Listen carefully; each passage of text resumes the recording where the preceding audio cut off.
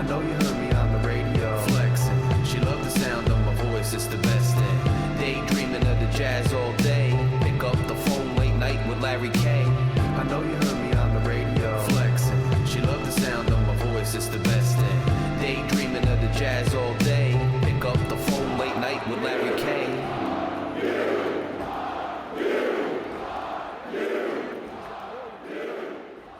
Scarlet Knights fans, Night Watch listeners, welcome to another episode of Night Watch. I am your host, Larry K. A little late getting to you with Rutgers' latest basketball loss. 80-72, Rutgers falls in Happy Valley to a crowd that looked very sparse, yet they couldn't get it done against a team in Penn State that had been reeling a bit in conference play, especially doesn't have the same prowess at home, but Rutgers just couldn't get it done. And I told you a few days ago, didn't I?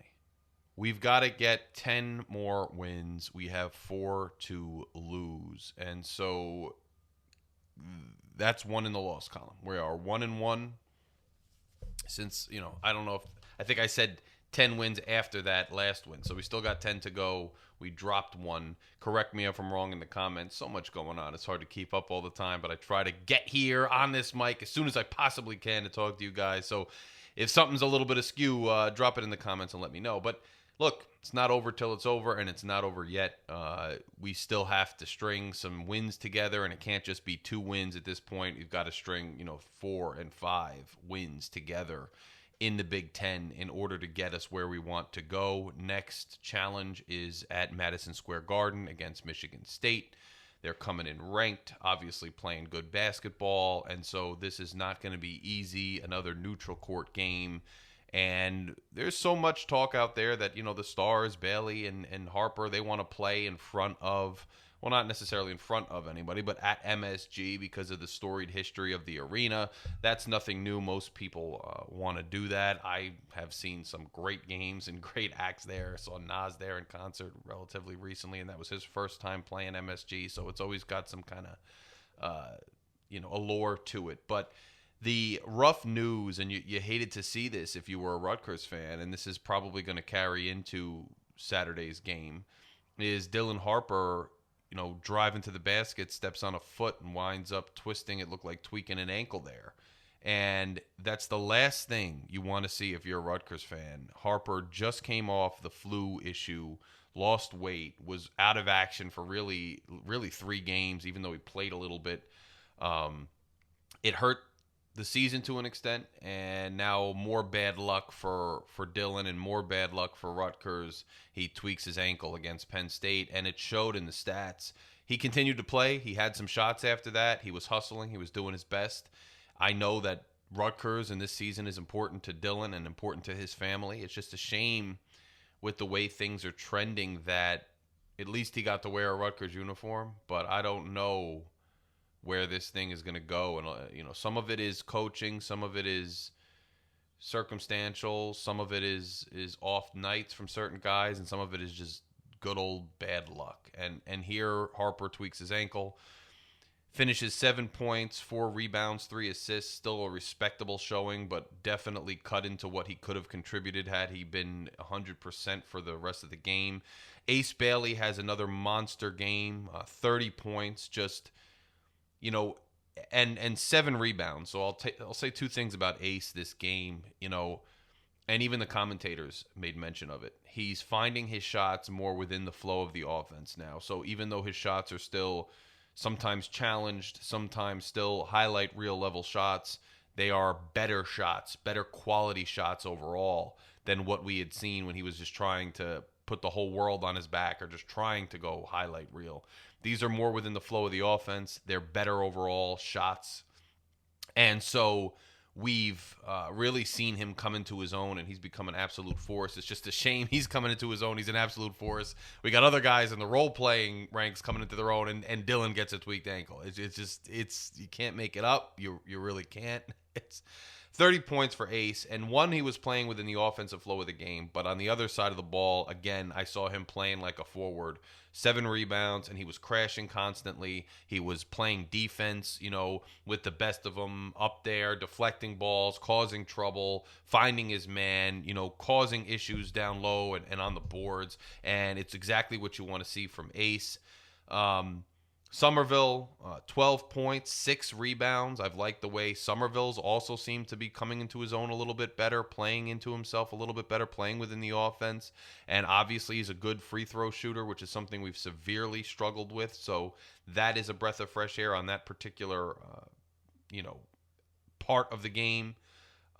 Zach Martini had a 3. He had 2 rebounds. Him just being a threat can help. But again, it's not like you're getting a ton from him. Outside of Somerville, Bailey, and Harper, he didn't get a ton. Now, this is one of those games, and Dylan Grant had 7 points, by the way, 3 rebounds. I've been saying that you're going to need a third scorer, and that third scorer is going to change from game to game. The problem with this particular game is that the third scorer was Harper and Grant because Somerville was number 2 because Harper was hobbled. And that's not going to be enough for this team to get it done on most nights. Ace Baldwin, 22 points, 2 rebounds, 8 assists for Penn State.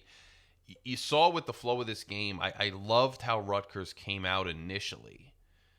They were playing tough defense. They were moving the ball, finding excellent shots, and they were sinking them, and so they were feeling themselves. And I thought Rutgers, the way they hit the floor running, I was fairly confident for a good portion of the game that we were going to see the same Rutgers we've seen the last couple games, and they were really going to start to put this run together, to be completely honest with you. But as the team settled into the first half, some fouls on Rutgers' part, you're on the road, but ultimately it was a fair game, I thought. As you're getting through that first half, Penn State starts to find its way a little bit. They showed that they were not going to go away. They were going to keep coming. Rutgers then, I don't think they had as many defensive miscues early, some certainly, but I think offensively they struggled a little bit especially after Dylan tweaked his ankle. And then the second half, was kind of a back and forth, but once Penn State hit that run with about 6 minutes left to go, Rutgers, all they could do is try to catch up, and they just couldn't quite get it done. Now, 11 of 14 on free throws. Harper did miss 2 early in that game, which was tough to see. 78%, not where you want to be, but not as bad as we've seen in other games. Penn State shot many more free throws, though. They shot 27. We shot 14. That's that home cooking thing. 22 fouls to 14, so it really wasn't as even as I thought it was initially. I thought in the second half, Rutgers was ahead in the foul count a little bit of Penn State, but I guess that evened out. And I know in the first half, it was, Penn State was way ahead with fouls, but that's a big story of the game right there. We're shooting, and this is something that's gone on now in many Big Ten games now. The foul shot discrepancy. The home teams are shooting so many more free throws than the visiting teams, and you really got to overcome that. It's just something that's happening in the Big Ten. I don't particularly love it, but the way it's being called, it's not like Rutgers is always on the short end of the stick. If we're getting more free throws at home and then we have to fight through getting less free throws on the road, I guess that's a fair trade-off. We just have to capitalize in other areas of the game to make up for it. In this particular game, sadly, we weren't able to do that. So 16 turnovers, again, that's going to tell the story a lot with this team. And when you have 16 turnovers, it's hard to win a game. 12 turnovers for Penn State, 9 steals for them, 7 for us. Assists, we had 13, they had 17. Total rebounds, this is a fascinating one, quite frankly. I mean, we out-rebounded Penn State 36-24. We out-rebounded them quite a bit, and I thought we had some really good chances down low with Ogbole getting in there, getting dirty, Grant's in there, mixing it up, Ace was in there, and we were getting second chances, third chances, which is not normally what we get. Usually we're worried about the other team getting that, but we out-rebounded Penn State. And on the defensive side, 24-18, offensive side, 12-6. So it's frustrating that we lost the game. Field goal percentage 50 to Penn State's 49%. We were 7 of 21 from 3. Penn State was 10 of 20. When 1 for 3, they were shooting 47.6%. right there, that's a couple points that could get you to the equalizer there. So that tells part of the story.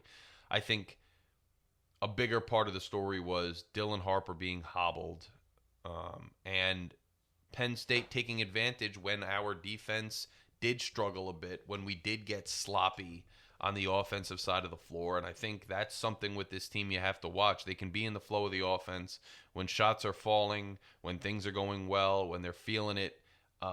Things can continue to go well. When they hit a bump or two, some guys might try to do too much. We might stop moving the ball as much as we were, and there were some, errant turnovers there, especially down near the end when Penn State made their run. And then it was just too little too late when Penn State has guys they can count on to bring it home and hit shots they needed. I still am, this loss wouldn't mean much because it's a road loss in conference. Had we not dropped to Kennesaw State, had we not dropped to Princeton, had we not had all these other losses. And it's just tough that, a guy like Dylan Grant, who's now really all over the floor, wasn't tapped into earlier.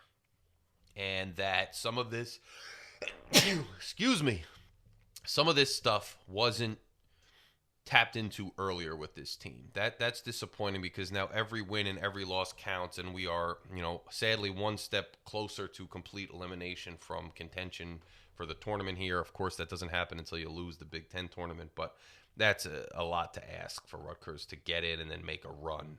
So as of right now, another tough loss, another one step back in the ICU bed. We just had the beeping go on the heart monitor. They came in. They got to put them back. They got to reintubate. They got to, we're back on the bed. We're back in the ICU. We thought we were headed towards maybe a discharge in a few weeks, but we are back in that hospital bed in the intensive care unit. And that's a sad state of affairs because this was a game I think Rutgers could have gotten. It wasn't necessarily any one thing, I don't think, that doomed us at the end. Just Penn State being better in offensive efficiency late in the game, shooting free throws that kept them ahead of us and sealed the win, and Rutgers not really being able to drive it home with the offensive firepower that they are capable of getting to. Part of that may be some of the hobbling of Dylan Harper. Overall, it's just something that's been a trend this season, and we have our ebbs and flows on offense, and that's what happens. The rotation before that, and I think if Dylan hadn't had that injury, the rotation, I thought was, it's getting to a point where you can count on it. I mean, Durkak's playing a few minutes, and he's getting in there and bringing his energy and creating when he can near the rim and creating where he can and playing defense, but he's not in there nearly as much as he was earlier in the season. Grant getting a ton of run. He's an absolute glue guy. He's what you need on a team like this. And we've seen it before in previous iterations of Peichel teams. He's getting done what he needs to get done. And the rotation, Martini now getting a few minutes, and when he gets the minutes, he's sinking at least a 3 or 2, which now on tape and now in game, other teams have to worry about and account for him, and that creates issues. And you can exploit those issues with him playing that. I mean, we're at a point where the guys in the rotation is starting to make sense. You're not seeing much of Hayes because he's got liabilities on the defensive side of the ball floor, and he can hit a 3 open, but he hasn't been able to do that. It's hard for him to create his own shot. So the rotation and the team and the way they're playing is kind of where you want them to be, but overall, now you have another injury and you're hobbling a little, and you meet a team on the road that doesn't want to go away, and you wind up with a loss.